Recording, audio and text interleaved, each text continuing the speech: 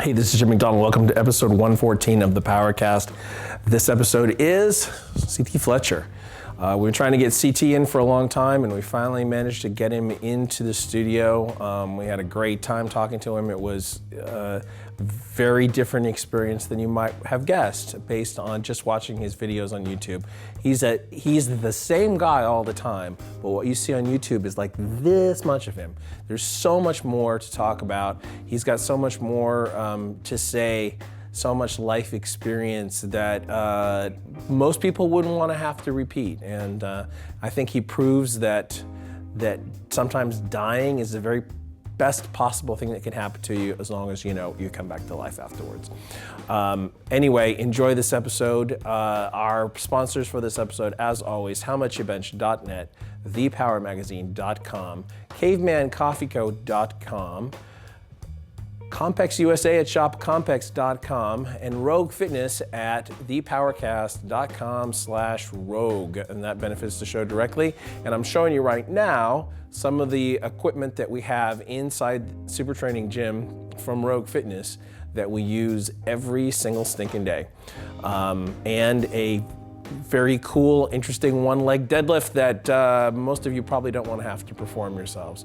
So anyway, we're on with episode 114 of the PowerCast, and like it, share it, sub this channel, share with your friends, tell everybody watch this particular video because I think it's particularly awesome.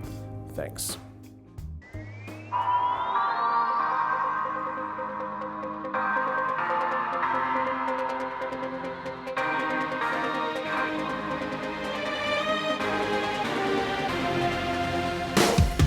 Recorded live at Super Training Gym in West Sacramento, California, this is Mark Bell's PowerCast. Alongside Silent Mike and Jim McD, here's your host, Mark Bell. Wait. $1.50. $1.50? Soaking wet. What you got, Smelly? He's like three 150s, yeah. Yeah, he claims 350, but he's probably more like 4. Yeah. God damn. Yeah, Really? this chubby son of a bitch, He's yeah. a big dude. No shit. Yeah. It's a big boy. Yeah, that threw me for a loop. That's like rappers sometimes, though. They'll have a voice like that, and then you see him in a music video like, that guy's 130 pounds. Yeah, yeah. That's why I went with that. I'm like, So this show usually runs for about an hour, and if you could try not to fart, that would be great. But if it happens, right? I will try, but if you see these microphones right here vacated, You're all by yourself, you know what happened. Yeah, we'll understand. especially after that coffee. Oh my God. What Sarah, you, what the fuck you got in here? Yeah. Starbucks yeah. hooks it up. I mean, shots Straight of up. espresso you got in this fucker. I won't be able to sleep for 3 days. Trying to after start that this. engine in there. Oh, yeah. Trying to start that He's trying to pacemaker. blow the motherfucker out. That's what you trying to do. He ain't starting this shit. Like, fuck. So what you been up to? You just had your movie premiere Yeah. out in Las Vegas around the time of the Mr. Olympia. And what you got going on now? Well, first, let me say thanks to you and Silent Mike for coming out making the premiere, man. No, thank you for having us. It was fantastic, man. I never expected that many motherfuckers to show up for my ass. You know what I mean? So I changed my flight. I was like, oh, he invited me. I better change my fucking flight. You see, change the fucking flight Yeah. for me, man. That makes me feel special. Yeah, well, you are. It Yeah. was awesome. It was cool to see too. Kai Green was there. The Baileys were there. Everyone was there. It was awesome. All the top motherfuckers in our field of what we do was there, man. Yeah. He didn't make the Olympia, but he made the fucking premiere of my movie. And He it's- looked jacked as fuck oh, in that suit. man, that fucking It's like suit was- exploding out of his suit. If he done anything, if he sneezed hard, that motherfucker would have been ripped to pieces. So it was really cool, and you know I want to let everybody know that, first of all, I ain't make shit from the movie. If they think, ooh, CT's got money now. No, bullshit. I didn't make a goddamn penny. But that's okay, because that wasn't my purpose of making the movie. The purpose of making the movie was to get my story out there, to tell my mom's story. And, they make a decent movie and not have people want to throw shit at the screen. So Yeah. I think they did that. I think they made a good movie. So, fuck, I'm happy. Where can people find it now? Only on Vimeo, man. Vimeo? Vimeo.com. I kind of think that's bullshit, Generation Iron. I think, people should be able to get it in more than one spot. But, Right. That's where it's at. You know, it ain't my fucking call, man. What's the deal with all this technology? Are you up to date on all of it? With you're always talking about how old you are. Yeah, yeah. But you're on Twitter and you're all over the place. It seems like. Oh yeah, I'm on every fucking thing you can get on. So you figured a lot of it out.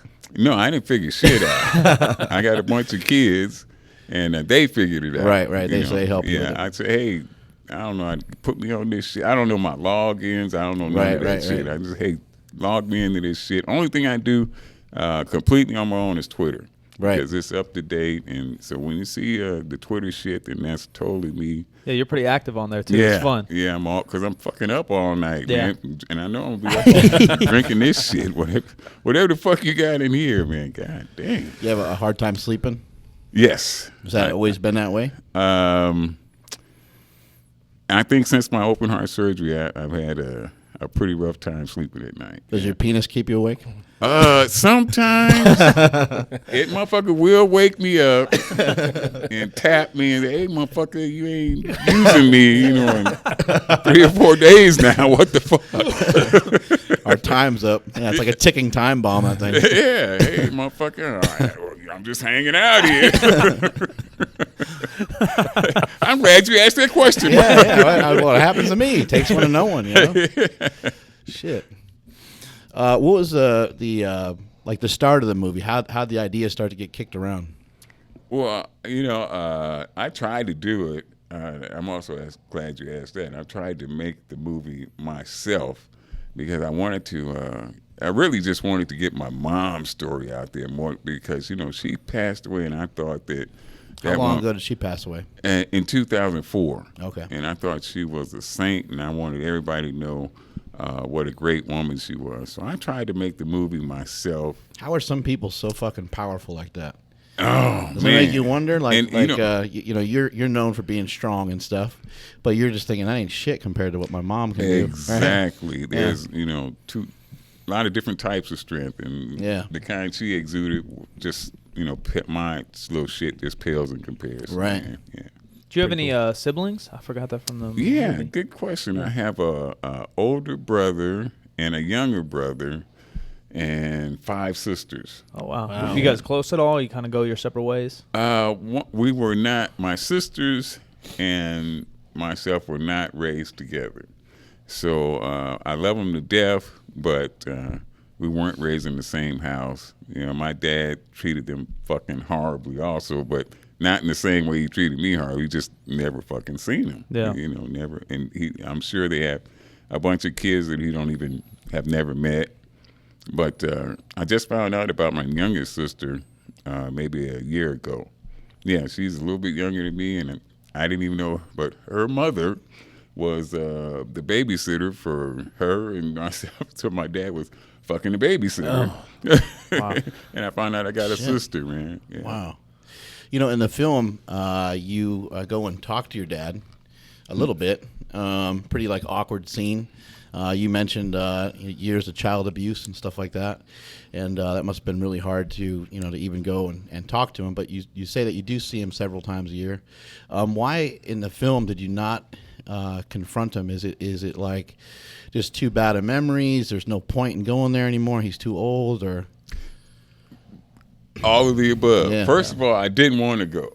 Because Right. you're right. I see my dad on his birthday, August the 4th, and on December 25th, on Christmas. and you his said that's birthday. for your mom. Yeah, you I go do because that. that's what your mom wants. Exactly. Yeah. She would want that, for she, it was a big thing for her, for me and my dad to make peace. She was always the peacemaker, always trying to make peace. And I didn't want to go because it wasn't fucking his birthday and it wasn't Christmas. But the generation I'm in, we think it would be great if we had a scene with your dad.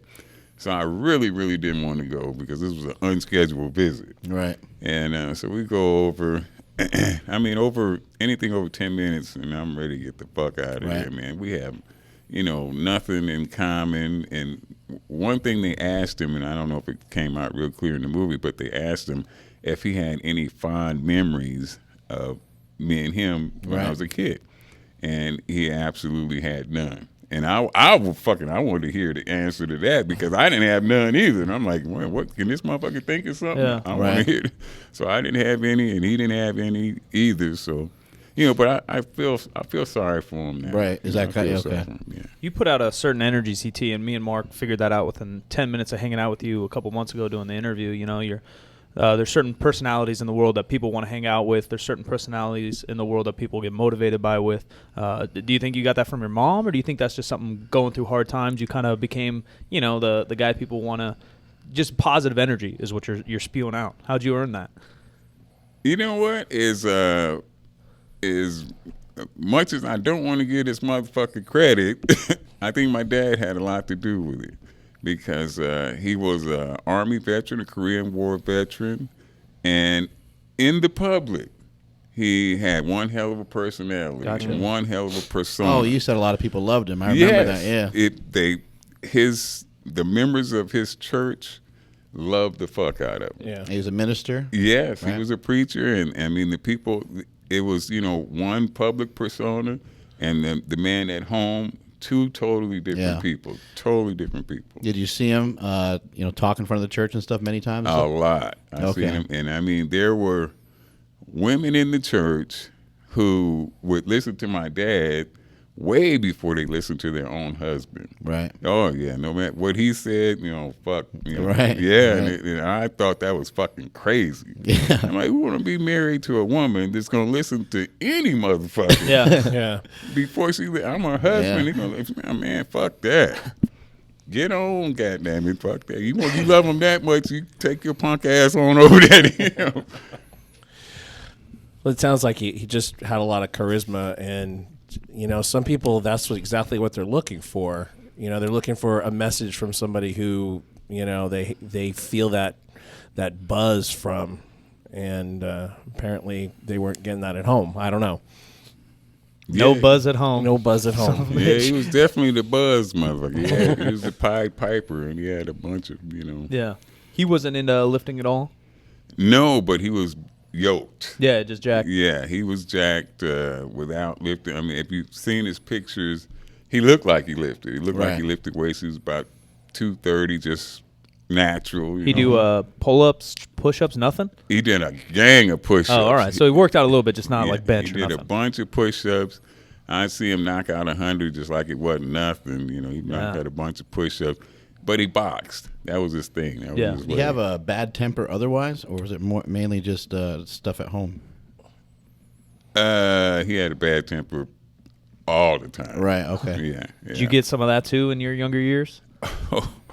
Yeah, just like I said, I hate to give this motherfucker credit. Yeah. But a lot of me, I see a lot of him in me, and Yeah. I don't like it, man. Well, look, you got hate it. you got guys like Shaquille O'Neal. Shaquille O'Neal's dad. All he did was turn his back on him completely. Yeah. But that turned him into Shaquille O'Neal. Right. Mike Tyson was abused as a kid. Yep. Kind of same. I mean, there's tons Yeah. and tons of people that have had those situations happen, and they don't want to give credit, but it hardened them and, Yep. and made them different than everybody else. Well, and I think the number one Exactly. thing is that you're aware of it, right? And you're like, Yeah, all right, I'm yeah. aware I have a temper, and then you Yeah. can control it better. Then you're like, no, I'm fine. Fuck you, I'm No. fine. Like that's when the issues arise, when you don't think you have a temper and you do. Definitely aware of it. Yeah. Definitely aware of it, and I fucking hate it. It's a lot better since I got once you died a couple of times and you seem to calm down a little Yeah, bit. yeah. Your perspective on life changes, Yeah. I imagine. Takes the edge off. A Even little just bit. going through anything tragic, we talk about death and addictions and everything else here on the podcast, and we've all been through deaths. Everyone has had deaths in their family. You've been through extreme things on your own. Perspective on everything kind of changes, Oh, and then your big time. personality tends to change. Big time. I mean, the things that you are afraid of before after you've died. I mean, because I always ask myself, what is the worst thing that could possibly happen? And you die. Yeah. You could fucking die. And after you've actually done it, everything else sort of pales in comparison. Is there something simple that happened, like you were afraid of spiders, and then you went kind of through this thing, and then now you're not afraid of spiders? Yeah, well, even dumber than that. Yeah. And I'm Mark's belly bill. Of course, he's probably heard about it. I knew he was going to ask me about it. Because Silent Mike beat him to it. I used to be fucking terrified of statues, dude. Oh, really? Yeah. Like fucking gargoyles or yeah, just anything? Gargoyles. all of that shit. I don't blame man. you. Really? Good. Hey, man. A gargoyle? Fuck, man. No, but not just Terrifying. gargoyles. Any kind of fucking. If the statue was bigger than me, I was fucking afraid. Even if it's like So- an angel or something pretty. It didn't matter. Ghostbusters I'm must have in- really freaked you out. Oh my God! I'm in fucking the Las Vegas. What's the Caesar's Palace? Yeah, where And they statues got- everywhere. and they got fucking statues everywhere, and this fucking big ass statue of David. David. I'm a Bible guy. I like his Bible stories, but that fucking statue was too big, man. And I didn't want nobody to know. But I'm like, fuck, I don't want to take it. Take a picture. Fuck that. Take a picture by this slot machine. Fuck that statue. So, did you feel like they're going to move? Or? Yes, exactly. Okay, they're just Exactly. pretending. Yes, I Okay. seen a movie. I think it was called Jason and the Argonauts when I was a fucking kid, and statues and shit came alive. Yeah, and that's that a fucking stop motion. traumatized me. Man. That's a got you stop for motion an animation Traumatized for class. 40 years because of that fucking movie. So statues used to get me, man, big time. Now you're kind of over it. Yeah. Fuck, I've been dead. Fuck a statue. When you were younger, in the film, it kind of talks about you eating this like legendary. You give us the legendary meal that you used to have at McDonald's. Non-suggested, but hit us. Yeah. 4 Big Macs, 4 fries, an apple turnover for dessert, and a strawberry shake. And, they talk about that because I did it for 20 years. Sounds amazing. But, I mean, it sounds good, don't it? But, I mean, that was just one meal. Yeah. I mean, I ate Now they'd have to sponsor you. You got so many people following I fucking you. ate, a bunch of more cheeseburgers outside of that, man. Right. Do you So- eat 4 meals a day or something? Now? No, then. Oh, at least. Yeah. yeah. And each one of them will be, comparable to that. People talk about bodybuilder diets, and obviously that's very important for bodybuilding, but powerlifting too. Like you got to keep Oh, your weight up man. or keep your Yeah. weight at a certain weight. You got to recover. In order No, to push their weights, yeah. Yeah, I felt like it was fucking necessary. Yeah. Right. Because at the time my goal was to be the biggest, strongest beast on the planet. So I figured that's how a fucking beast should eat, man. You're not gonna out eat me. Now you're like in the hospital and you're facing death, and you're wishing you can Exactly. give some of those cheeseburgers back. Oh Right? man, I was like, fuck. I wish I would have known. I mean, my doctors didn't know exactly what caused it, but they listed that as a possible reason, and Right. I could kind of see it. Right. A lot of grease. Right. Yeah. When you were younger, did you just kind of think like you're just living in the moment and you're just doing day to day, right? Fucking absolutely. I didn't really think or care that I would live a long time. Right. And when you had me read that thing, Ultimate Warrior Code. Yeah, it reminded me so much of my mentality as a kid. I didn't care about tomorrow. Right. I had one. Well, what if you? They used to ask me, what if you eating all this stuff, you eating horrible, you can kill over it and die. I said, as long as my casket is big as a motherfucker, and they got to let that motherfucker out, fuck it. Right. I'm ready. As long as they bury a big motherfucker, Yeah. I'm okay. Well, it's interesting is you did your biggest weights a long time ago. Yeah. You benched the most amount of weight, and that's when you were in your prime. Yeah. And no one really cared then, except for you. Yeah. And now everybody cares. So it's a good thing that you did live through it, because now you got tons of people following your message now. Yeah, that's the only good that the records. I mean, because I fucking never made a living at that shit. Yeah. We talk about it all the time. We love powerlifting. We always will. And we love a lot of the dynamics of it and stuff. But we also recognize that people don't fucking care. No. They don't. People rather watch us go eat pizza than watch us lift weights. You know what, though, Mark? You're absolutely right. They don't give a fuck, man. But I think that if people could see a real top, if it was brought to a real top agree with level that. powerlifting contest, and see how crazy and fucking jacked the dudes get before they get ready to the psych up alone. Yeah. They wouldn't be able to turn the fucking channel. Yeah. Man. That's kind of our mission here is like, obviously they have people that have awesome stories and awesome personalities like you to have on the podcast, but also people, we just had this kid named Jesse Norris on. Jesse Norris is a 200-pound kid. 22 years old, deadlifts 825 God pounds. damn. Yeah. You know, to share his I story. think you may have met him. He works for bodybuilding.com. Oh, maybe. Maybe. Yeah, I think yeah. so. They're pretty I think jacked. So, yeah. A little bit. Last time you were up there. You know, and so we try to like he has 8,000 followers on Instagram. Oh, and that's a fucking And this shame, kid's a beast. man. And he deserves it. He works Yes. his tail off. He trains like nobody I've ever seen. Yeah.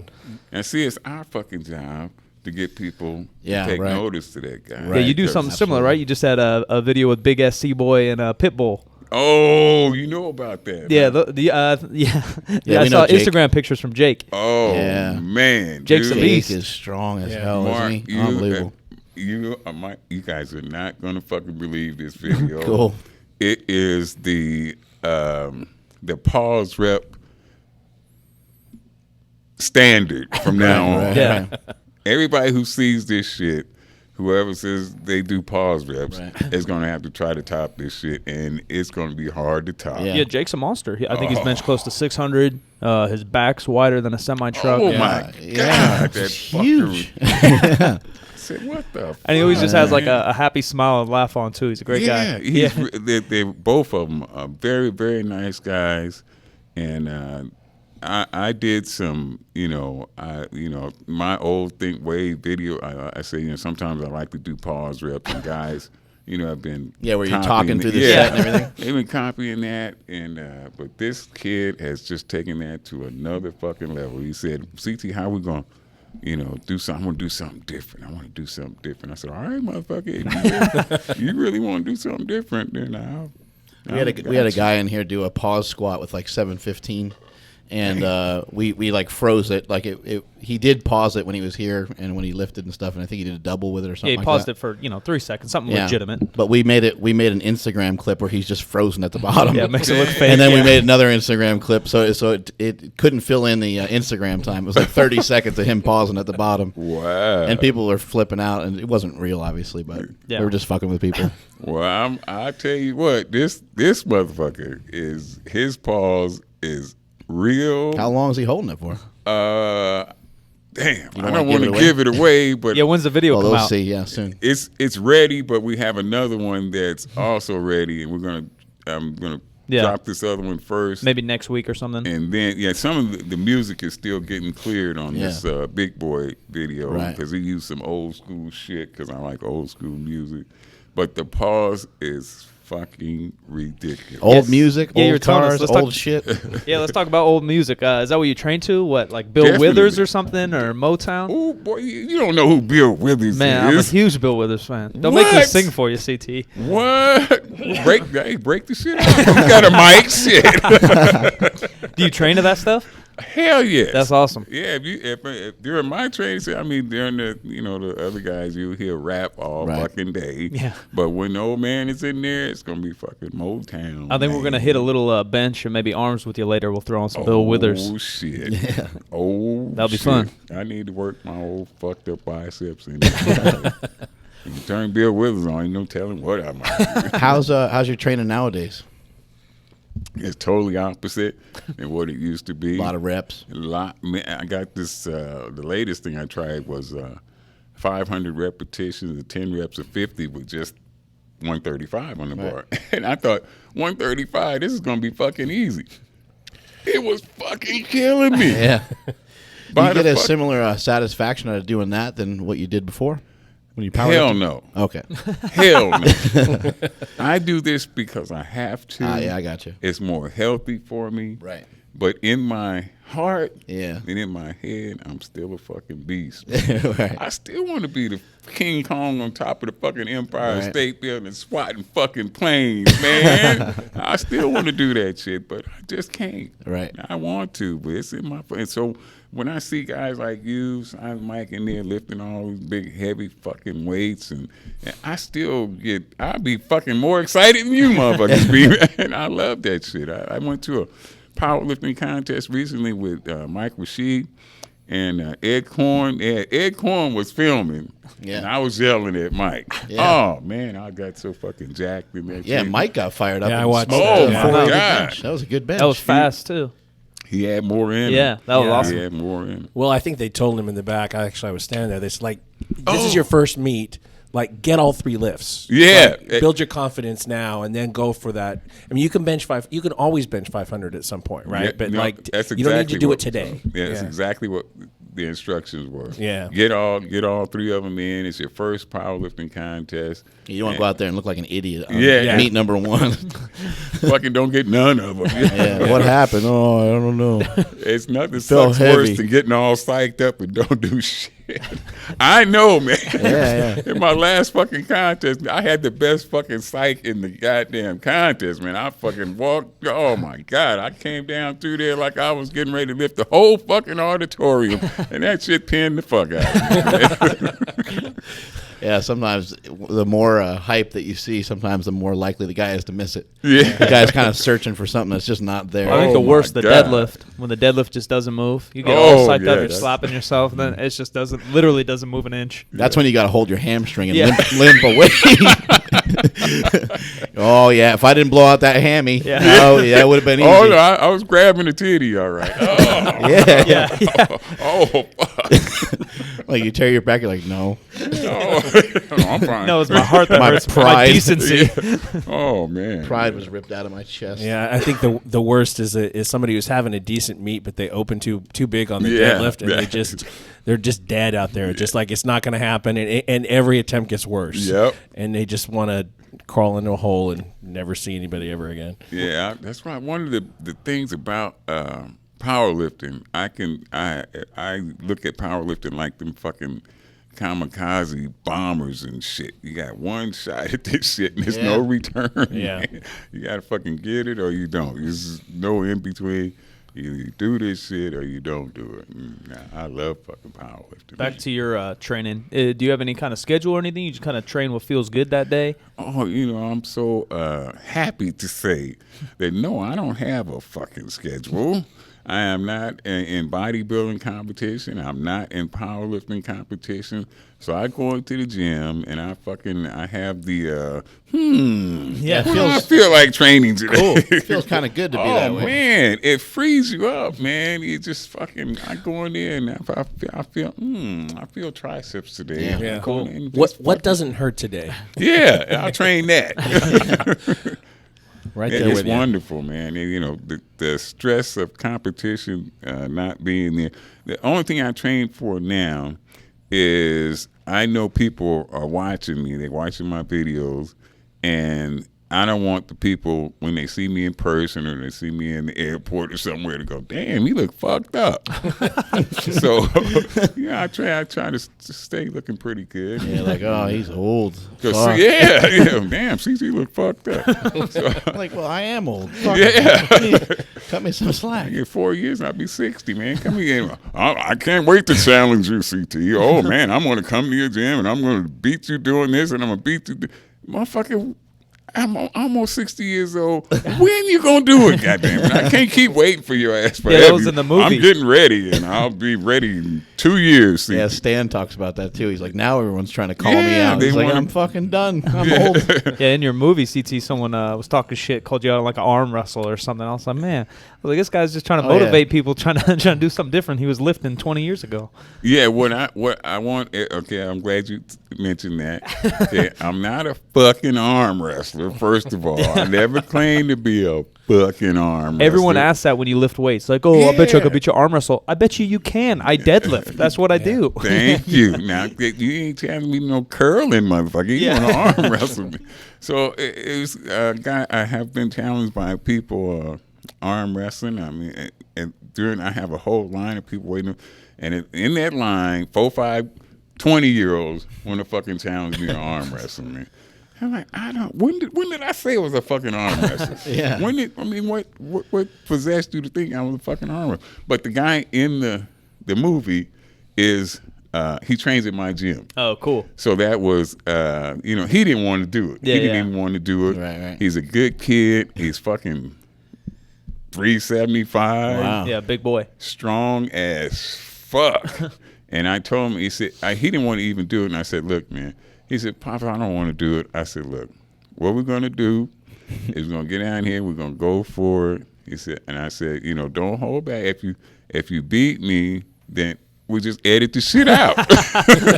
No problem, man. We just cut this shit right out, man. So I don't really know if that kid was giving him everything he had. I know he did. I tell you, he did not want to. He didn't want to do it. Right. So he may have held back a little bit and didn't want to crush the old man in his own movie and shit. So I hope he wasn't. I hope he was giving his all. I know even if he wasn't giving all, he was strong as fuck. I know that much. A lot of these guys call you pops, like Mike Rashid and some of these other guys. What did that stem from? Are they looking to you as kind of a father figure type thing, or what? Well, I'm an old motherfucker for one thing, so I'm old enough to be just everybody's dad who I train with. I'm old enough to be their dad, so they all look up to me, and I like it. I like it. I like that they call me pops. It's fine with me, man. Yeah. I don't mind being old at all because I didn't think I was gonna make it, so I'm happy as fuck to be here. Yeah, I'm old. I made it. I'm fucking old, man. Do you find that these guys kind of sometimes after a training session maybe gather around you a little bit and they're just kind of they're listening to every word you're saying type of deal, or are they just hanging with you as a friend? Well, they respect me a lot, and even when we're not in the gym training or something, what they do. Big Rob, for instance, Big Rob calls me almost every day. You okay, Pop? You okay? You okay? He's checking on me. Samson, calls me every fucking day. You okay, Daddy? You okay? You okay, Pop? And I was with Big Rob once, and I don't know, they messed up my medication, and it fucking, my eyes, I was blind. I fucking went blind, man. They gave me some, and I was scared as fuck. I was like, oh my God, I can't see, Rob. I can't Silent see. Mike went blind one time, but it was from something else. I can imagine. Hang out in this gym for a while. You're gonna have to tell us what that was, right? And fucking, but Rob, they were with me when I didn't have shit, and they checked on us. We're friends for real, in real life. And That's cool. It's like my kid, it's like my son. So, they call me every fucking day to make sure I ain't dead, and I appreciate it, man. Dude, you know how guys are. You ask somebody, "Hey, how you doing?" They say, "I'm okay." Yep. But a real friend will say, "No, how you doing?" Like look you in the eye and say, "No, like I want to know how are you doing, motherfucker." Exactly. Yeah. Don't give me that I'm doing okay bullshit. Tell me what's up. Exactly, and that's how they are. Yeah, that's kind of what Mike described to us. Is that you? I think Mike, Big Rob were just trainers at Long Beach. 3, 4, or 5 years ago. Yep. So you guys just hanging out every day on the grind. Yeah, we were. Doing all that crazy shit for nothing, no cameras and shit around, and just, trying to push each other.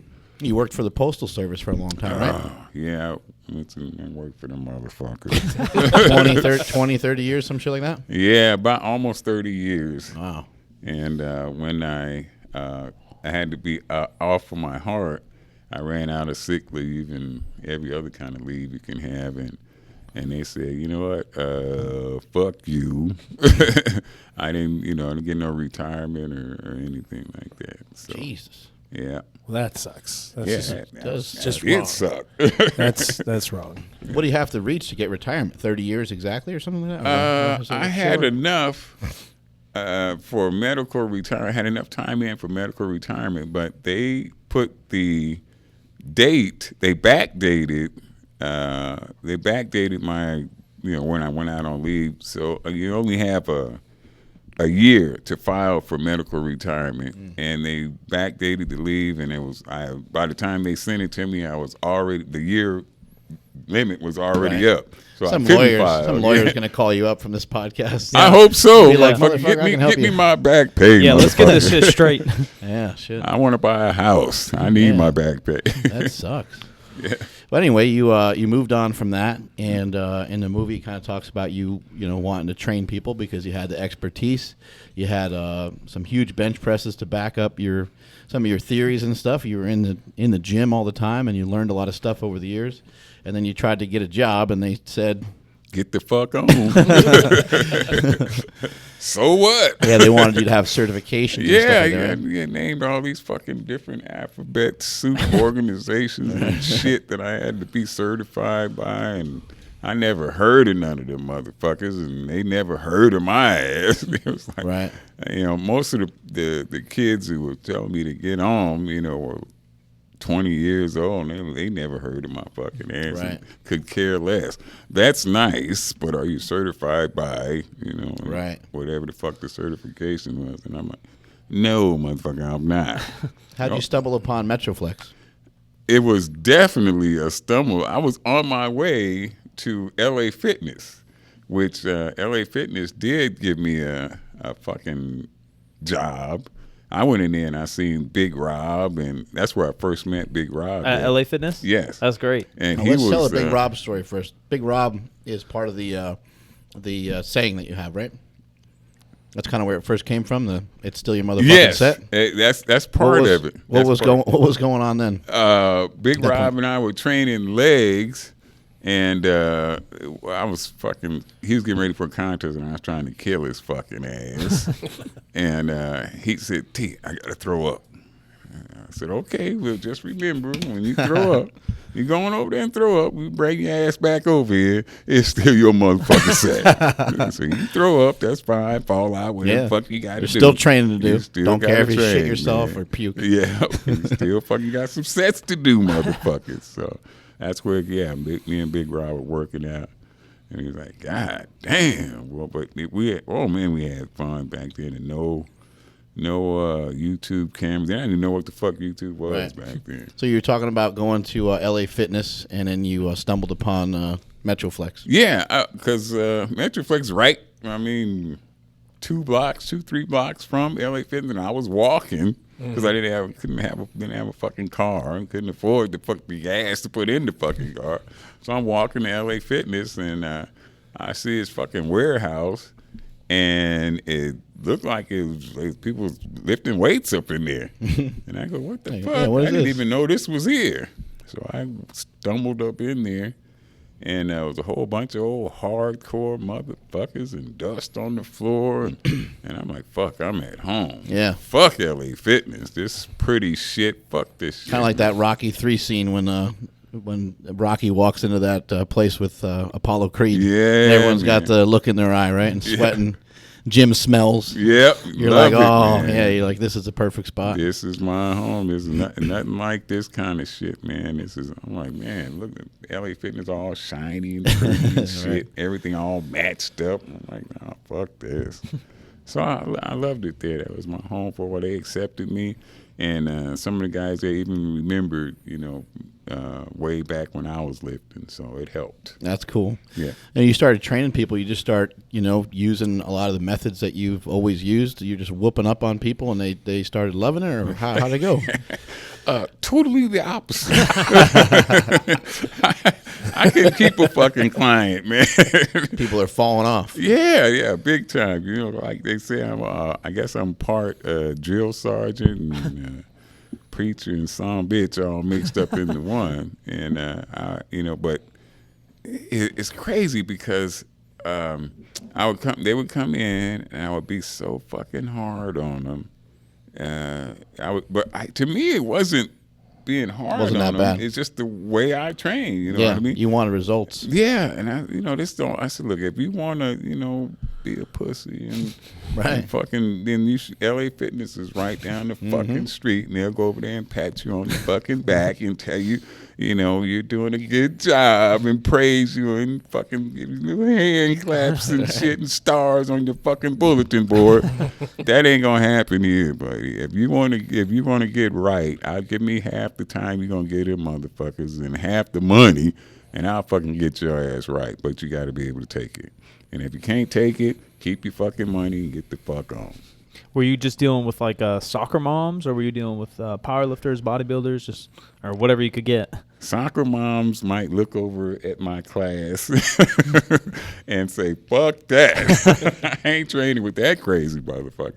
But I just wanted it. I just wanted people that thought like me to train with me. If you don't think like me, then you probably ain't gonna like, training with my ass, man. So if you hardcore, if you one of them sick motherfuckers, if you're an iron addict, then you probably want to train with me. But otherwise, you ain't gonna like this shit. Yeah, you put me and Mark through a tricep workout. Oh, yeah. I was sore for about 3 weeks. Yeah, Yeah. like, don't That waste hurt. my time, and I won't waste yours. Yeah, that shit hurt. Yeah, but I mean, it's just different because you guys fucking strong. You lift a whole bunch of weight, but this shit is just different. Yeah. man. Yeah, it's hard. Where'd you Yeah. learn some of this stuff? Just kind of over the years being in the gym, or just Well, trying yeah, to annihilate yourself? A lot of it I learned from my trainer. My first trainer was named Big Jim Britt, and the part of this ridiculous amount of reps, because Jim Britt would come into the gym, into the garage, because that's where we trained at, and we put warm up. We put 315 on the bench, and he say, I'm not leaving until you give up. I said, motherfucker, you gonna be here all night then, if that's the case. And we would literally bench press 315 from sun up to sundown, man, just going back and forth because nobody wanted to give up.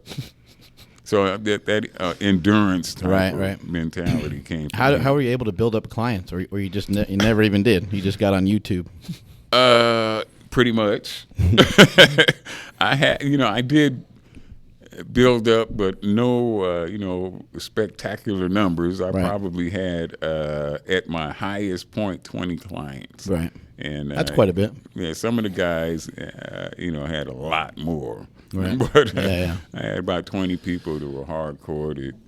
But YouTube is really, what got it. You have a particular message on YouTube, and it seems to resonate. Why do you think it works so well? Why do you think it gets in people's head the way it does? People are talking about what I do like it's something new. Yeah. And it is definitely not. It's just the audience is new, the message is Yeah, old. the people, they've seen this 5-minute or 10-minute and this, and you can get your abs in 3 minutes, and then they fucking cutting it down. They're cutting the time down shorter and shorter. Next thing, 2-second abs is going to be next. And I came over and I told people that's bullshit. That was the first video that you made, pretty much, right? Yeah, it's fucking bullshit, man. If they told you that, I think it's just that people can tell when a person is real, and if you got something behind, what you're saying, or this guy's. If you ain't never been through shit, then you can't tell me how to go through shit. Right. They want to hear, and like Mark was saying, that the titles and stuff that I got 25 years ago helped. He said, okay, this guy's talking all this shit, but what have you ever done? I'm a 6-time world champion, motherfucker. That's what I did. Well, maybe he ain't all bullshit. Maybe he do got something to say. The title's the only good that those titles did. Right. That happened all those years ago. They lended validity to what I was saying. Or maybe he do have something. Maybe he do know what the fuck he's talking about. And then they get the fucks and got to get people's attention. Right. I just grabbed their attention. Right. But now I'm trying to let people know that I can say more than fuck. I enjoy saying fuck. I don't think there's anything wrong with saying fuck. And a lot of people say fuck behind closed doors. I just do it out in the open. Yeah. Well, I think it's a little different being in gym talk or being in the gym when you love what you're doing. You get a little fired up. Yeah. Drink some coffee. Adrenaline's pumping because you just did a set. I think we all act a little different. You get a little more excited rather than right now on the podcast we're all chilling. Yeah. People say they tell me all the time they meet me in person. Oh man, you're so different. I was afraid to meet you because they seen the video and they thought I was just gonna start cussing them out. Yeah. You motherfucking. But I tell people that it was like when I got started. It was like yelling fire in a crowded building. When you yell fucking fire, it's a law against that shit. Yeah, right. Because people, it gets their attention. Right, yeah. And they fucking whip around. Hey, what the fuck's going on? So I bust, hey, fuck this and fuck that. And I grab the people's attention. And then I can give them the real message, behind it. I got to get your attention first. And then I can tell you what CT's all about. That's like classic any form of communication. You have to get people's attention first. They have to be listening to you before you can talk to them. Exactly. Talk a little bit like a wrestler. You ever watch wrestling? Or? Oh, my God. See, you already know the fucking answer. Yeah. They asked me that shit. I love fucking wrestling, man. Yeah, I think Mark's kind of learned his speaking that way. Oh, yeah, of course. I went to some weird art school, so I learned talking that way. But I did watch a lot of wrestling, and they're just like they all have the gift of gab. That's why you make it, you know? The best ones, yes. Yeah. The beginning of your movie starts out with the greatest of all time, Stone Cold Steve Austin. Oh, man. Nobody's better than the Rattlesnake. The GOAT. Now, he said the greatest of all time. He's definitely in my top 5. All right, let's go top 5. He might be the best on the mic, man. He was just fucking awesome. The Rock is really good, obviously, too. Yes, The Rock is very good on the mic. Stone Cold is super good on the mic. Yeah. And fucking, there was a guy, the Dusty Rhodes. Oh, yeah. Dusty, American Dream. Oh, my God. Bionic Elbow. Yeah, Dusty Rhodes was fucking, he was Mike, man, and what's the guy? Ric Flair. Yeah. He was also very good on the mic. Macho Man. Yep, Macho Man, Randy Savage. He'd start out his promos like facing backwards, and he'd spin around. Yeah. He'd spin around. Yeah, I mean, he had a good speech going on there, man. And but I'm I go way back further because I'm a lot older. So The Rock's dad, Rocky Soulman Johnson, was one of my all-time favorite guys. He had a lot of energy in the ring. Oh, my God. That big motherfucker could drop kick you on your fucking forehead. Yeah, he was athletic. From a standing right in front of your ass. Next thing you know, you got 2 feet right in your fucking forehead, man. Were you athletic growing up? I think so. Played some different sports and stuff? Yeah, I was a track runner in school, and I played football in the Army, and tried boxing. How old you say you are? After that. I'm 56. You're 56? Yes. Was racism a big thing when you were like in high school and stuff like that? I mean, I know it's a big thing all the time, but I'm just saying, was it worse? Real bad, kind of where you lived and where you grew up? Yeah, no, okay. Growing up in Compton, it wasn't an issue because not a lot of white people running around. Everybody was black. Right. But we moved in my senior year of high school. We moved to Lakewood, and Lakewood is a smaller city, but it was 90% white at that time. Right. So I wasn't used to that must have been crazy. Walking down the street and somebody yelling at the car, "Go back home, nigger!" I'm like, what the fuck? Yeah. Is this America? Yeah, and how old are you at that point? 18. Yeah. Yeah. Was that like your first time? Oh, no. Oh, hell no. Yeah, what was like the first time you ever felt like, man, that's clear wrong, like just racism's going on towards me? Well, when I was really, really young, I'm from Pine Bluff, Arkansas, and I would see colored-only water fountains and colored entrance, and we still had to, ride on the back of the buses when I was very small. I still remember coming to California in the back of the bus, and so, like I said, I say a whole lot of fucked up shit in my videos. I say all kind of bad words, but you won't hear me say nigger. Yeah, because it means it's a totally different meaning for somebody who actually was. Yeah, you mentioned that. You mentioned that in the movie, and I thought that was really powerful because I've heard other rappers and stuff say that in the past. Like, hey, you know what? We need to stop, calling each other this and using it in a derogatory way because we're just fueling the fire, and everyone else is going to say it too. They're going to keep saying it. Yeah, they even like the word bitch. Same thing with women and Exactly, and I hear I say bitch quite a bit, but you're mainly talking about Silent Mike. when I say bitch, I'm mainly talking. 99.9% of the time, I'm talking to a dude. Yeah. Because it's a whole lot of dudes. Basically, kind of saying don't be a wimp. Exactly. That's my way of saying don't be a wimp. But I respect women a whole lot. Too much to call them bitches. Yeah, I will call a dude a bitch in a minute. One of the best parts of the movie. There's 2 parts that stick out in my head. But one is you buying a bus. Yeah. Which, obviously, like, I'm sure it was hard growing up. I can't relate, at all to racism or being segregated against. But for you to try to turn it around in a positive, semi-joking way, I think is absolutely awesome and shows a lot about your character. Yeah, that only thing, I fucking want a lot of money for that bus. I'm like, fuck, $50,000, fuck that bus. Yeah, I thought it was like most impressive thing to me throughout the whole film. I mean, number one is the way that you're able to speak on camera is fucking incredible, and I would like to see you get some acting gigs and stuff, and even some voiceover work or something, because your voice is powerful, your words are powerful, and you're just super comfortable on camera. So me and Mike kind of recognized that. We were like, this guy's just on another level, man. This is some cool stuff. You'd be the next Disney star.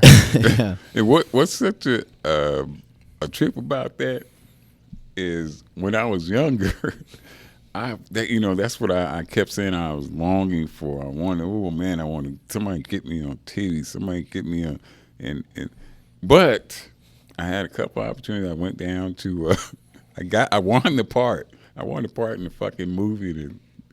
And then I got so fucking nervous before it was time. But when they fucking had me to say my line, it came out like fucking, I don't know, a Martian tongue. Yeah, acting's hard. Oh my God, I twisted it all up. I couldn't even understand what I was saying. Hey, the CT, okay, Q. You could have been the office linebacker. Now look at what happened. Son of a bitch. Oh my God, I got so nervous, man. I just wasn't ready. You just need to find a part that's more you. Yeah. And less lines. Yeah, I just was not ready, man. I was so intimidated, and when they turned their camera on, I was like, oh, fuck. Was that before you almost died several times? It was definitely way before. Yeah, now you're probably more confident. Yeah, I'm telling you, something about that dying shit that makes everything else a little easier. Yeah, well, then just practice. Yeah, I mean, there's always cameras around now. Yeah. You're probably so used to it. Yeah. But you said, so that was kind of always a dream to be known or be popular? Oh, man, I wanted to be a fucking action hero big time. Give me a fucking role, man. I can do that shit. But I just couldn't talk. So back then you were talking about wanting to be really big and really strong. And I know a lot of people who have been through experiences with, abusive parents and whatever. That's kind of a natural reaction. You just don't want it. You want to be in a position that nobody wants to fuck with you. Exactly. But you're not that big guy anymore. But Nope. nobody wants to fuck with you. So other than the experience of having died, like where is that confidence coming from now? Is it just experience? Is it? What is it? I think what it is now. Hopefully, what it is respect. I think the younger guys, for the most part, there's definitely some assholes and some exceptions. Exactly. But for the most part, people expect, respect what I've gone through, what I've been through, and they just respect the old guys. But you don't feel that vulnerability anymore, like you did when you were a kid. Not. Definitely not. No. And it's such a relief, man, when you live your life. And I lived, all my childhood in fear, man, real fear. Right. It is so fucked up, but it is such a relief to be not afraid no more. Mm-hmm. Oh my God, that was the biggest burden lifted off my shoulders. I remember the day when I told my dad, look, hey man, I ain't fucking scared of you no more. Fuck you. Whatever you want to do. I mean, he called me into a room at the office at his church. And I had got out of the Army. Shit, I was a grown dude by then. I had a couple of kids, and he called me in.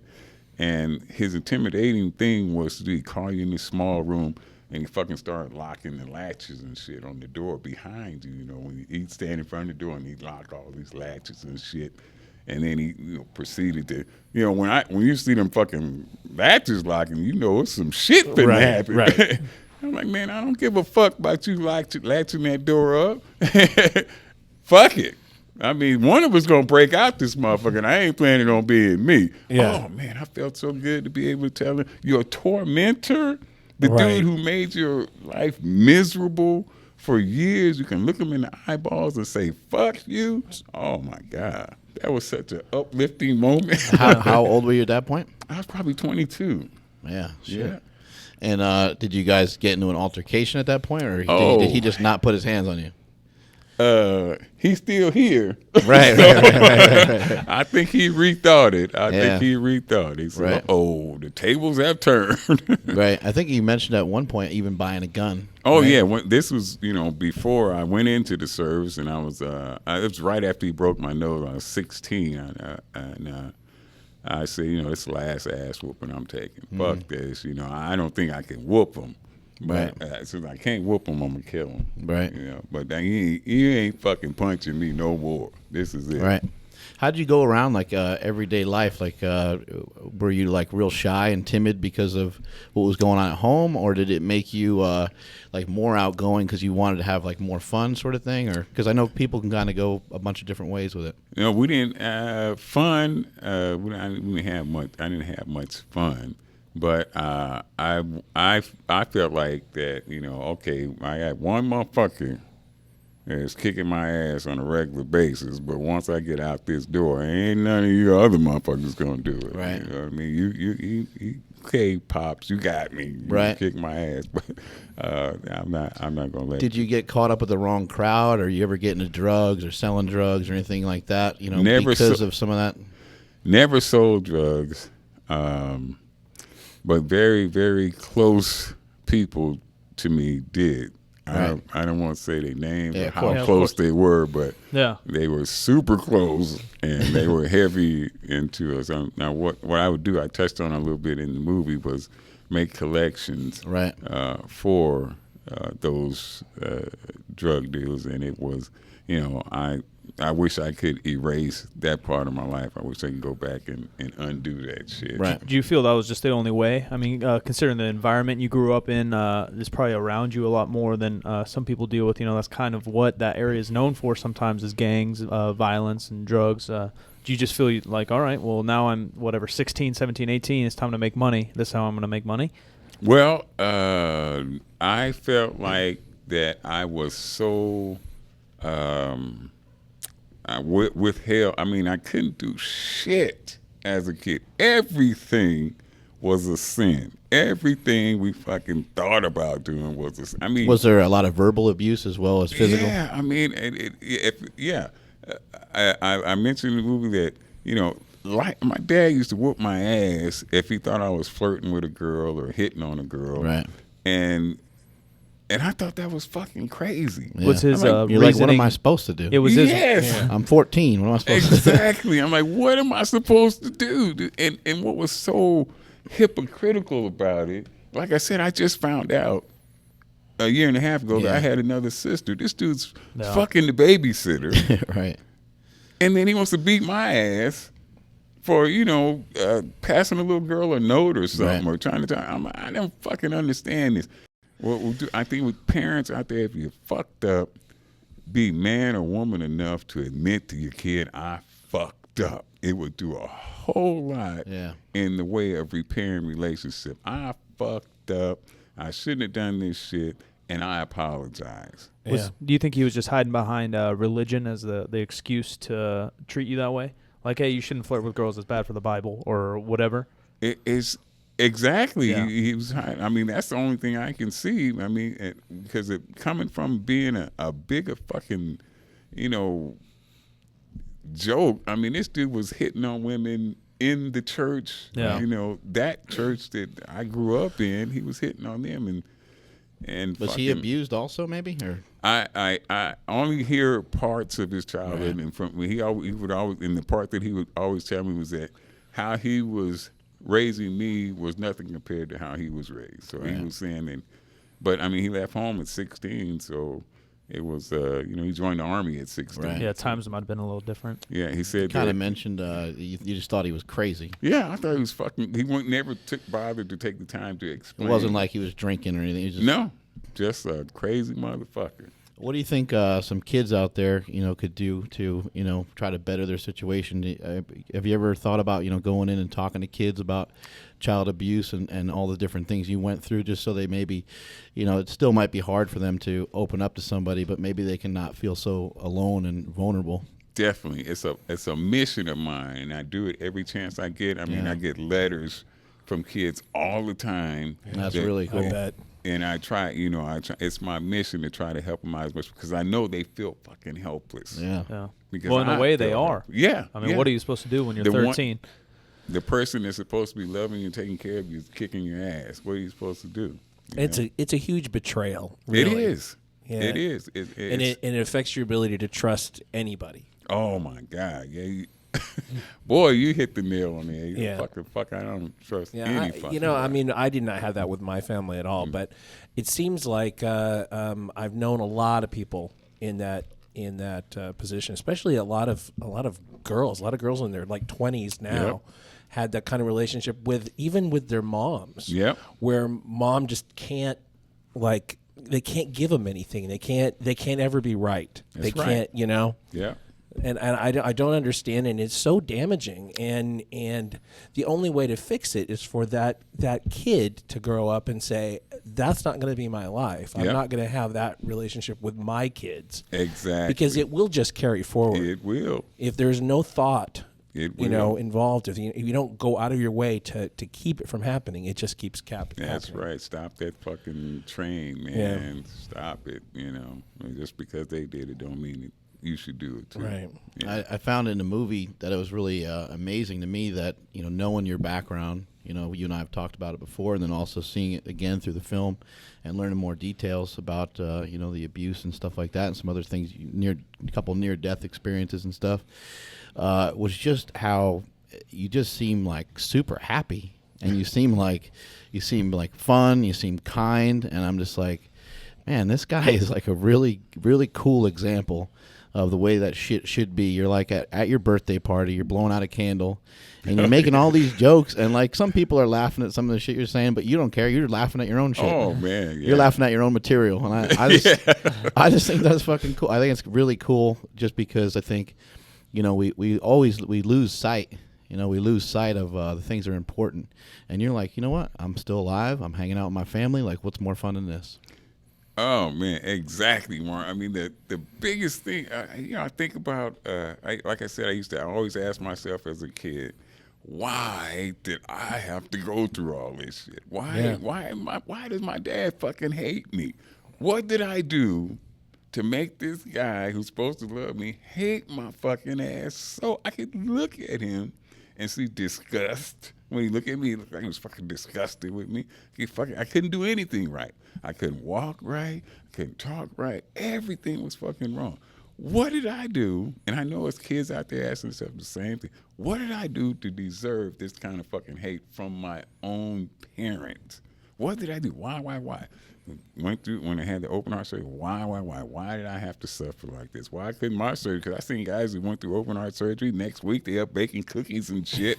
And I'm like, why the fuck did I have to be, to go through all this shit and be so fucking, why me? Why me? And then I get the letters from all over the world. People talking about, I heard your story. I heard how you went through this, and I think I can go through this. My son heard how you went through this, and now he thinks he can go through it. Because of you, you have changed my life. So now, man, all that stuff I went through was absolutely nothing, absolutely worth it. Yeah. I mean, I thought it was the worst thing in the world when I was going through it. Right. But it's helping so many people. I'm glad I went through it. I am actually glad I had to go through it because now I can help somebody else. Something that comes with getting older is realizing that your journey is your journey. Yeah. And things are hard, and things are never ideal. But often they're really horrible, but they still shape your character, and for better and for worse too. That's right. Some things just make you feel worse about yourself for a period of time, and there's nothing you can do to help that. But the effect that it has on your personality can ultimately be positive. I guess. Everything that happened made me the old grumpy motherfucker I am today. Man. So you opened your gym. Yes. You got a movie. Yes. You're popular. You got the biggest line at every fitness expo we ever go to. You have your own supplements now. You got your own supplements. With Isotory, right? That's right. Got my own subs, man. What a pre-workout that we've tried. A couple other ass face on the bottom. A couple other products. Really cool. Yeah, what's next for CT? I mean, you said when you were a kid, those are kind of things you wanted, right? You wanted to be popular. You want to be in movies. You got your own movie. That's better than being in a movie, if you ask me. You got your own movie. You got your own supplement line. You grew up a meathead, only living about iron addicts. Now you got your own supplement line. What's next? What's the goal next? What's next in the next couple of years? That is, I still, when you say it, I'm like, fuck, damn, that's right. I got all this shit going. I have to pinch myself some, but I the gym, I opened Iron Addicts Gym, and we have another one in Las Vegas, another one opening up in Arizona, and another one in Florida. Oh. And my goal is to have them motherfuckers all over the place, man. I want them all over the world, man. I didn't even set out with the intention. I just wanted my own. Well, people are like, hey, I want, I would like one over here. I like one over there. Yeah, you'll get a lot more requests after this podcast, too. I'm like, hey, that's fucking fantastic, man. I would like to see them everywhere. When I go to Austria and Russia, man, an Iron Addicts Gym in Russia. That'd be cool. Be cool. It'd be cool as fuck, man. I want them all over the place. And the next thing up, I'm doing a book. I always thought the book should precede the movie, but fuck it. They want to do a book with my old ass, and I see the most important thing to me is to reach as many people as possible, and whatever medium I have to do it on, that's what I want to do. And if I can, just spread hope and shit to as many people as possible, then I don't care how, fucking a blimp with a fucking sign in the back of it. Well, I hope you do an audio version of your book and read it yourself. I think that would be really valuable to a lot of people. I wouldn't mind doing that. And we'll take $1 per sale because of that idea. That's a suggestion. I can't read. Right. How many days did you end up spending in the hospital when you had your surgeries? Oh, man.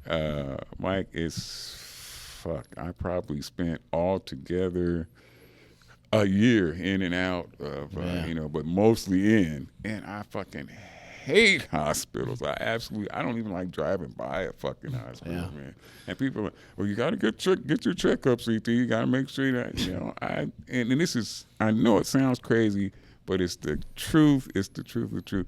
I would rather just fucking drop dead.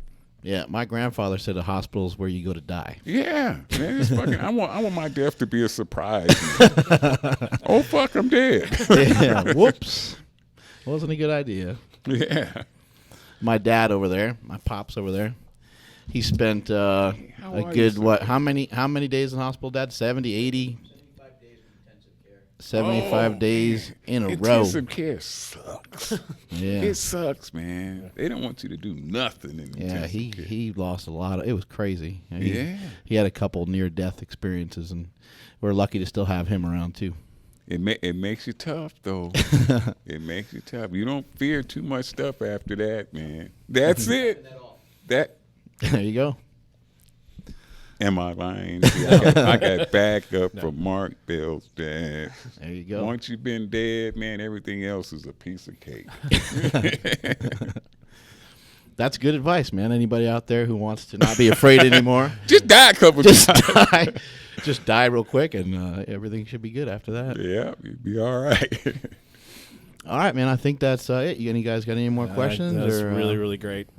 Where can people find you? Hopefully they already know, but you got the YouTube channel. You got a website or something? Yeah, isymfs.com and Iron Addicts with an S at gmail.com is my daughter. And if you want to open up Iron Addicts Gym, just send her a message. Really cool. And then you just Google CT Fletcher and everything will pop up, I'm sure. Oh, wait. Before we go, we have to have a poop story. Do you have a poop story for poop us? or fart story while you're lifting? Something had to happen. Yeah, some sort of blowout somewhere. Hey, bench what, 650? That's a lot of abdominal pressure. Yeah. No, it was probably doing sit-ups. Yeah, I probably. Kids at home, don't do sit-ups. Yeah, not after you eat 4 Big Macs. Don't do sit-ups after you eat Big Macs like that, and you'll be okay. You just have to throw those underwear away. Or definitely. Throw them motherfuckers away. You don't want to put your wife or your girlfriend. Yeah, you don't want to terrify them like that. No. I had to kick them, under the seat. All right, I think that's it. Multiply your hustle, multiply your muscle, and may all your shits be tapered. I'm at Mark Smillybell on Instagram and Twitter. Later. At Silent Mike with 2Ks, Instagram and Twitter. I'm Jim McD, STTV on Instagram and Twitter. Follow the show on Instagram at Mark Bell's PowerCast, Facebook.com/SuperTrainingGym, Twitter and Periscope at STGym. Maybe for the live thing, want to take a couple questions while we're still here? Yeah, we can do We that. can pop up a couple if we can see them. Anybody got some questions for Mr. CT Fletcher over here? Or no one cares because he's too old. Finally, a don't poop have story. any- That's what they Probably. said. There's I a, don't have any questions for him. Finally, a poop there's story. a little bit of a lag, so it's going to take a questions. Anybody? Oh, that's not a Yeah, bad what's- question. What is what's, CT? Cutthroat. You No, said you it's changed that. actually a nickname that my third grade teacher gave me. That's all. Really? It just stuck. Really? Yep. No special story behind it. That's great. It's you said you legally changed it. Yes, right? I did legally change it to CT Ali Fletcher. There you go. CT motherfucking Fletcher. Yeah, I should have put a motherfucker in there. What's the most you've ever curled? And most I ever curled was 315. What? Yeah, but Holy it's crap. strict curl and just curling is two different things. Yeah. Yeah, the Still, competition. though. What's your best curl in competition? 225. 225. Yes, Somebody that's got that. head actually. back and butt up against the wall. That's if Russian guy just broke that. Oh, really? Really? Yeah. What's your favorite strength athlete? Who is my favorite strength? Yeah. Mark Smelly Bell. What the fuck am I gonna say? I'm on this podcast, man. I'm under a lot of pressure. All right? Yeah. I don't know. What advice would you give somebody who wants to open their own gym? Work your ass off and be prepared to spend a lot of fucking money on equipment. Yeah. Yeah. And don't expect to get rich anytime soon. Oh, that's for goddamn sure. Yeah. Be prepared to pay the rent without any help for quite a while, man. It's so small. I got a question for you while we're waiting for a few other ones to jump in here. How did you used to train your arms? You know, I know now, you know, you have a certain style, but do you think your arms, got to be so big basically from the heavy powerlifting or do you just train them all the time? No, I treated. Yes, I did train them all the time, but I treated my arms like a power lifter would. I trained them as close to powerlifting style as in straight bar. Olympic bar was my favorite. So heavy. Yes, definitely. I would do multiple sets with 225 on Right. the straight bar all the time, man. Just, heavy. Right. Curling my ass off, and it was my staple was the straight bar. Right. Did you use a lot of different exercises? Or? Oh yeah, definitely. I had one. I would alternate from one heavy day powerlifting style and then do bodybuilding stuff the next exercise, back and forth. Did building up your arms help you with other exercises, you think? I think so. I think strong triceps are essential for a big bench. Yeah. Yeah, I think you ain't gonna find a giant bench press with fucking tulip triceps, man. All right, I get it. Actually, I saw one back here that was not a stupid one. What do you think is your greatest accomplishment so far? Wow. I guess having my kids. Yeah. Without question. That's what a parent sounds like. Yeah. Do you squat and Yeah. deadlift? Yeah, I still squat. I was looking for. I asked Mark for that belt because I'm gonna do those little sissy squats. where We have okay. a whole machine Yes. dedicated to that. You do? Yeah, I we'll love show them you. fuckers, man. Yeah, you're gonna because love regular back squats are kind of rough on me now, so I have to go really light. I go Yeah. really light in back squats. Yeah, we have a, You will like like a belt this. squat But machine, that basically. belt squat machine, I want one of them Yeah, fuckers, that man. thing's I'm gonna great. buy one of them off of you. I love that. That thing's shit, man. awesome. Yeah, you gotta show that to me. Yeah, but I fucking love that. I will do that. And you still do some deadlifting? Do some deadlifting. I probably won't go over 405. Just move around some weight, get some reps, try and to just kind of see how you feel. Get some reps with it. Conventional. Yeah. Definitely. Yeah. Yeah. And now that you don't compete anymore, like if you start to load up the bar for a deadlift, you just stop if it's not doesn't feel right for the day. You know, sometimes you just feel like crap. Yeah. Sometimes if I feel like crap these days, I just won't even do the shit. You just won't even go. You might not even go to the gym. I'm fucking CT Fletcher and I don't have to. I'm 52 and I feel you on that. Yeah. Some days it's just not happening. That's right. Yeah. Just not happening. Who is your inspiration as a young lifter? That's a pretty good question. As a lifter, So I guess they would say in weightlifting, who was my inspiration? I guess Larry Scott, because I really thought his biceps was just Yeah, the Larry best. Scott was yoked. Sergio Oliva. All the motherfuckers with big ass arms. Yeah. Bertel Fox. I mean, the big ass arm motherfuckers was my inspiration. Yeah, Sergio as Olivier far was as crazy. weightlifting is concerned. But I guess the most influential guy was Muhammad Ali, Yeah. and not because of You ever get a chance to meet him?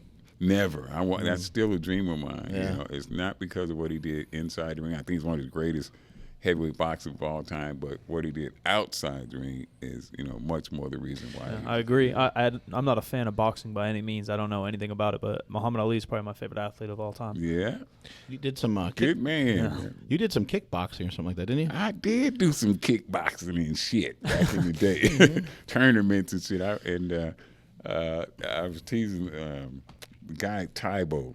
Yeah, Billy. Yeah. Billy yeah. Blanks. Billy Blanks. He came to the. I like that guy. He came to the grand opening, and the last tournament I was in, Billy Blanks was the middleweight champion of the world, and all I had to do was whoop 3 guys. So he's the real deal. He's not just selling tapes. Shit. Oh my God! People need to see some tapes of him when he was fighting. That motherfucker was tough, and he was so tough. I had 3 fights. It was tournament shit, and you have 3 fights, and you get to fight the the champion. Right. And I made it through 2, and forgot all about my goddamn technique and everything. This guy from Korea kicked the shit out of me. And my brother was in the audience, and I didn't want to look bad in front of my brother, and I just fucking went Compton on him and just started doing a whole bunch of shit that wasn't, in the rule book.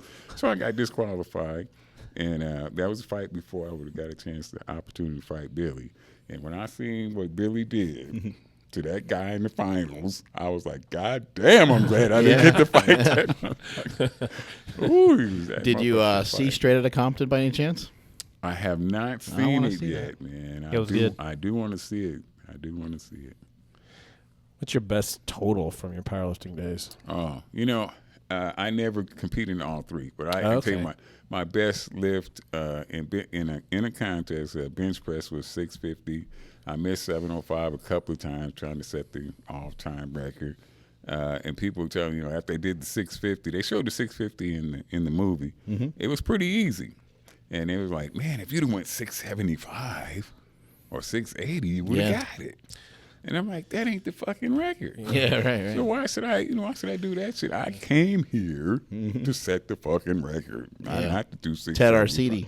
Yeah. 75. Yeah, I wanted to fucking was set big. the record, man. So why, mess around with stuff in between? That's what I was thinking. So You squatted and deadlifted in the gym, yeah? Yes. What were some of those numbers? my best squat was 750, and it was in a t-shirt and shorts, no type of, I don't think they had fucking lifting suits back then. Maybe just a man. belt or something. Yeah, I did have a belt. Some chalk. But sometimes I was I thought I was so fucking bad. I didn't even need a fucking belt. I would take my belt off and kick the motherfucker to show how tough I was. I don't need a fucking belt. And I deadlifted 700 one time, and I thought I was gonna shit all over myself. Oh Then my you gave up God. deadlifts for the rest So of your life. when when I see people, when they tell me guys deadlifting 900, 1,000, this guy in Wild, huh? yeah, I'm like, how the Yeah. fuck can you pick up Yeah. that much goddamn weight from the floor? Yeah. Nuts. Oh my God. Yeah, it's crazy. They got a young lady in Vegas who's deadlifting 600. Oh, yeah. A lady. And Yeah. I'm like, oh my God, girl, I told her I don't want shit to Oh, do there's with it. Brittany. Brittany. Pryor. She pulled 6? Right around 600 pounds. Oh yeah. my God. Yeah. Yeah, she's strong. But she squats 500, I think. Oh my Yeah. God. Benches Yeah. mid I guess she was twos. a really legit track athlete at one A point. shot putter, maybe? I think so, yeah. She's strong as fuck. Yeah. That's unbelievable. 600-pound deadlift. It is. Further back, there was a question about your family, your kids. Do you want them to follow you into what you're doing, or how do they think about what do they think about what you're doing now? I got one son, Samson, my youngest son, who's in the gym every day. And I have an older son that's in and out the gym. But my youngest son is the one that I think that really is going to come along and, demolish everything I did.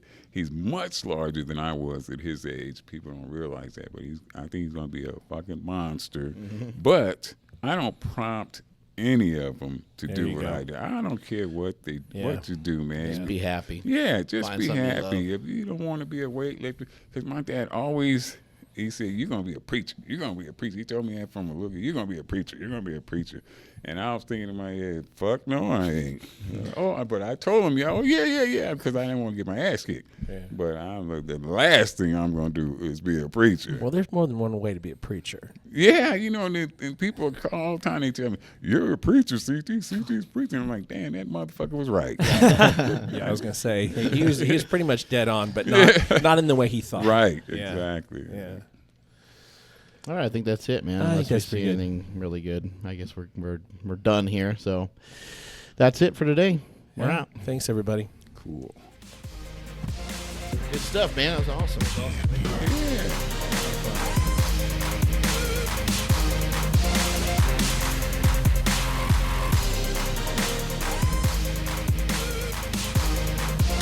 Mark Bell's PowerCast is a production of supertraining.com.